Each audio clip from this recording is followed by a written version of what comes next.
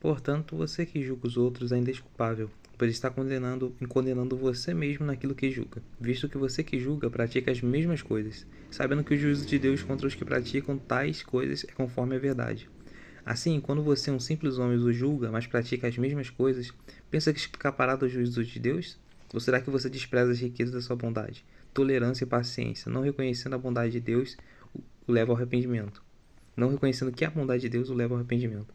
Contudo, por causa da sua teimosia e do seu coração obstinado, você está acumulando ira contra você mesmo, para o dia da ira de Deus. Quando se revelará o seu justo julgamento, Deus retribuirá a cada um conforme o seu procedimento. Ele dará a vida eterna aos que, persistindo em fazer o bem, buscam glória, honra e imortalidade. Mas haverá ira e indignação para os que são egoístas, que rejeitaram a verdade e seguem a injustiça. Que rejeitam a verdade e seguem a injustiça. Haverá tribulação e angústia para todo ser humano que pratica o mal, primeiro para o judeu, depois para o grego. Mas glória, honra e paz para todo que pratica o bem, primeiro para o judeu, depois para o grego. Pois em Deus não há parcialidade. Todo aquele que pecar sem a lei também perecerá. E todo aquele que pecar sob a lei será julgado. Porque não são os que ouvem a lei que são justos aos olhos de Deus, mas os que obedecem à lei. Estes serão declarados justos. De fato, quando os gentios que não têm lei praticam naturalmente o que ela ordena, tornam-se a lei para si mesmos, tornam-se lei para si mesmos, embora não possuam lei, pois mostram que a exigência da lei estão gravadas em seu coração. Disso dão testemunho também a sua consciência e os pensamentos dele, ora acusando-os, ora defendendo-os. Isso tudo se verá no dia em que Deus julgar os segredos dos homens, mediante Jesus Cristo, conforme declara o meu evangelho. Ora, você leva o nome judeu, apoia-se na lei e orgulha-se de Deus. Você conhece a vontade de Deus e aprova o que é superior, porque é instruído pela lei. Você está convencido de que é guia de cegos, luz para os que estão em trevas, instrutor de insensatos, mestre de crianças, porque tem na lei a expressão de conhecimento e da verdade. E então, você que ensina os outros, não ensina você mesmo? Você que prega contra o você que prega contra o furta? Você que se diz que não se deve adulterar, adultera? Você que detesta ídolos, rouba-lhes os templos? Você que se orgulha da lei, desonra a Deus, desobedecendo a lei? Pois como está escrito, o nome de Deus é blasfemado entre os gentios por causa de vocês. A circuncisão tem valor se você obedece à lei, mas se você desobedece à lei, a sua circuncisão já se tornou incircuncisão. Se aqueles que não são circuncidados obedecem aos preceitos da lei, não serão eles considerados circuncidados? Aquele que não é circuncidado fisicamente, mas obedece à lei, mas aquele que não é circuncidado fisicamente, mas obedece à lei, condenará você que, tendo a lei escrita e a circuncisão, é transgressor da lei. Não é judeu quem o é apenas exteriormente, nem é circunciso que é meramente exterior e física. Não, judeu é quem o é interiormente, e circuncisão é operada no coração, pelo Espírito, e não pela lei escrita. Para esses o louvor não provém dos homens, mas de Deus. Que vantagem há então em ser judeu? Ou que utilidade há na circuncisão? Muita, em todos os sentidos, principalmente porque aos judeus foram confiadas as palavras de Deus. Que importa se algum deles foram infiéis? A sua infidelidade anulará a fidelidade de Deus? De maneira nenhuma. Seja Deus verdadeiro e todo homem mentiroso, seja Deus verdadeiro e todo homem mentiroso, como está escrito, para que seja justificado nas suas palavras e prevaleça quando forem julgados. Mas se a nossa injustiça ressalta de maneira ainda mais clara a justiça de Deus, que diremos? Que Deus é injusto por aplicar sua ira? Estou usando um argumento humano. Claro que não. Se fosse assim, como Deus iria julgar o mundo? Alguém pode alegar ainda: se a minha mentira ressalta a veracidade de Deus, aumentando assim a sua glória, por que sou condenado como pecador? Por que não dizer como alguns caluniosamente afirmam o que dizemos? Façamos o mal para que nos venha o bem. A condenação dos tais é merecida. Que concluiremos então? Estamos em posição de vantagem? Não, já demonstramos que tanto judeus quanto gentios estão debaixo do pecado, como está escrito. Não há nenhum justo, nenhum sequer. Não há ninguém que entenda, ninguém que busque a Deus. Todos se desviaram, tornaram-se juntamente inúteis. Não há ninguém que faça o bem, não há nenhum sequer. Sua garganta é túmulo aberto, com a língua engano. Veneno de víbora está em seus lábios. Sua boca está cheia de maldição e amargura. Seus pés são ágeis para derramar sangue. Ruína e desgraça marcam seus caminhos. e não conhece o caminho da paz. Aos seus olhos é inútil temer a Deus. Sabemos que tudo que a lei diz, o diz àqueles que estão debaixo dela, para que toda a boca se cale e o mundo esteja sob juízo de Deus. Portanto, ninguém será declarado justo diante dele, baseando-se na obediência da lei, pois é mediante a lei que se tornamos plenamente conscientes do pecado. Mas, agora se manifestou uma justiça que provém de Deus, independente da lei, da qual testemunham a lei e os profetas. Justiça de Deus mediante a fé em Jesus Cristo, para que todos os que creem não há distinção. Pois todos pecaram e estão destituídos da glória de Deus, sendo justificados gratuitamente por sua graça, por meio da redenção que há em Cristo Jesus. Deus o ofereceu como sacrifício para a propiciação mediante a fé, pelo seu sangue, demonstrando a sua justiça.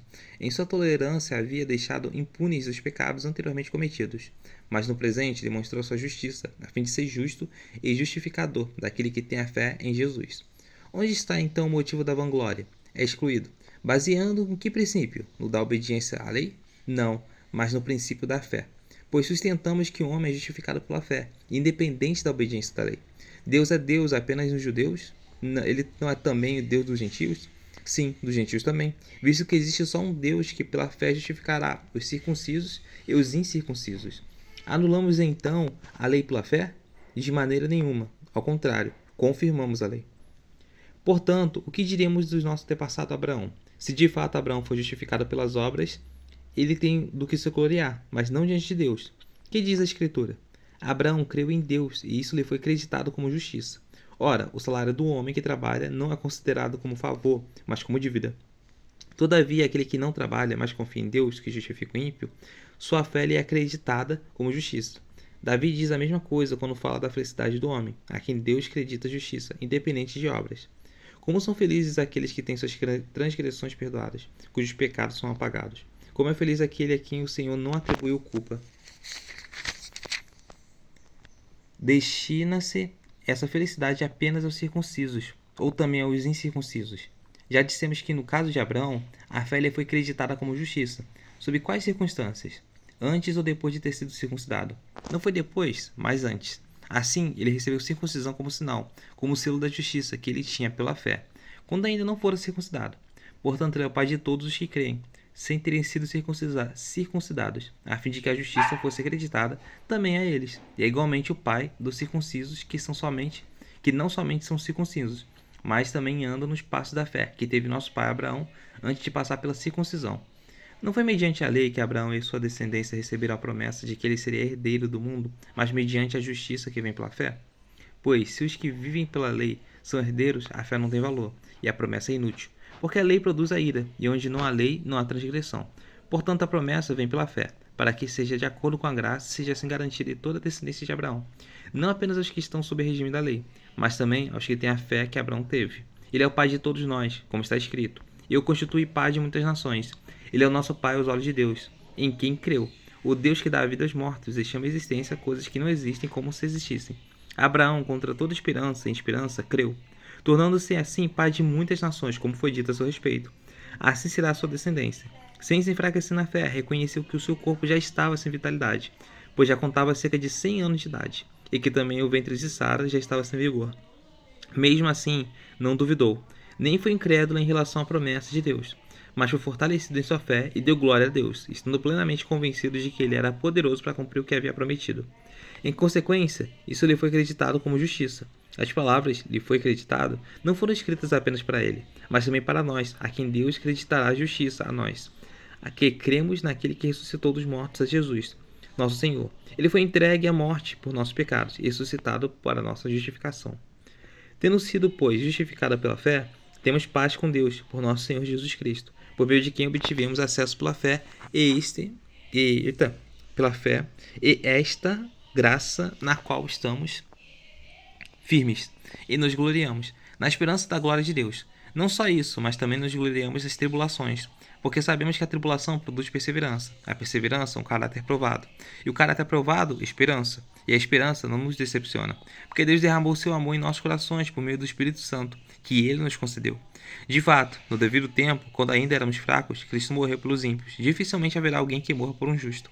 Embora pelo homem bom, talvez alguém tenha coragem de morrer. Mas Deus demonstra o seu amor por nós. Cristo morreu em nosso favor quando ainda éramos pecadores.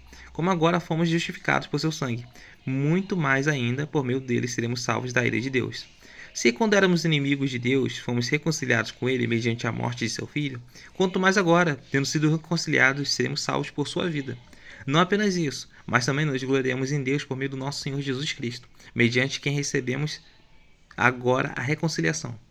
Portanto, da mesma forma como o pecado entrou no mundo por um homem e pelo pecado da morte, assim também a morte veio a todos os homens, porque todos pecaram. Pois antes de ser dada a lei, o pecado já estava no mundo, mas o pecado não é levado em conta quando não existe lei. Todavia a morte reinou desde o tempo de Adão até o de Moisés, mesmo sobre aquele que não cometeram pecado semelhante à transgressão de homem, o qual era um tipo daquele que haveria de vir. Entretanto, não há comparação entre dádiva e a transgressão. De fato, muitos morreram por causa da transgressão de um homem só. Mas a graça de Deus, isto é, a dádiva pela graça de um só, Jesus Cristo, transbordou ainda mais para muitos. Não se pode comparar a dádiva de Deus com a consequência do pecado de um só homem. Por um pecado veio o julgamento que trouxe condenação, mas a dádiva decorreu de muita transgressão e trouxe justificação. Se pela transgressão de um só a morte reinou por meio dele, muito mais aqueles que receberam de Deus a imensa provisão de graça e a dádiva da justiça reinarão em vida por meio de um único homem, Jesus Cristo. Consequentemente, assim como um só transgressão resultou na condenação de todos os homens, assim também um só ato de justiça resultou na justificação que traz a vida de todos os homens. Logo, assim como por meio da desobediência de um só homem, muitos foram feitos pecadores, assim também, por meio da obediência de um único homem, muitos serão feitos justos. A lei foi introduzida para que a transgressão fosse ressaltada, mas onde aumentou o pecado, transbordou a graça, a fim de que, assim como o pecado reinou na morte, também a graça reine para a justiça, para conceder vida eterna, mediante Jesus Cristo, nosso Senhor. Aleluia! Glória a Deus, Paulo é brabo.